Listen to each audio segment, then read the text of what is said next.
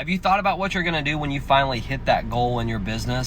You know, I think for a lot of us, we just have some number in mind that if we could just get to that number, that life would be so much easier.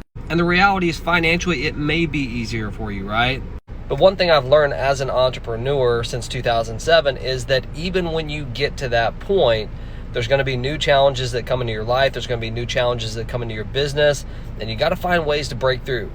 One thing that I wish someone would have told me when I was very first getting started, before I really elevated my success to the highest level, is that when things are going great, that is when you actually dig in.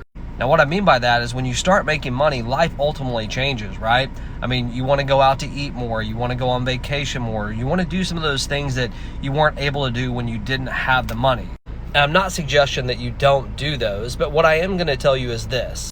There comes a level of income earning where it doesn't really affect your life if you made another 100,000 or another 200,000 in your business. And once you get there, I want to encourage you not to become complacent. What I mean by that is when things are rocking and rolling and you want to go out and you kind of want to live that different lifestyle, that is actually when you should be focusing on your business and working harder than you've ever worked in your life.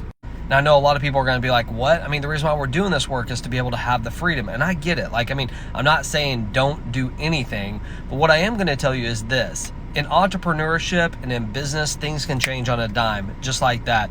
You can be at the very height of the height, and all of a sudden you wake up the next day and things have completely changed in your business. I can tell you from personal experience that, when I finally broke through that mark and I was making the type of money that, it was unbelievable to me, right? It was amazing. We could do pretty much whatever we wanted. I found myself drifting away from the business a little bit, right? Focusing on other things that I should have been focusing on, and it ultimately cost me. And what I had to do is I actually had to rebuild and rebuild again. And what you're going to find as an entrepreneur, that tends to happen, right? You have to be able to stay focused. I know it sounds crazy, but failure teaches you so much. And I hope that my failures can actually help you as you start to build your business and you start to blow through that 6 figures and 7 figures and ultimately 8 figures in your business, and life starts to change for you. I hope you can look back to this video and remember, hey, when things are going well, that's when you absolutely hit the pedal to the metal. That is when you plug in. That is definitely not when you chill and do everything else that you thought that you wanted to do. Ultimately, those days will come. But what I'm telling you is focus on your business, do what you have to do, make sure you have a proper mindset so when you do go through that roller coaster, you can come back. I hope this helps you. Have a great day.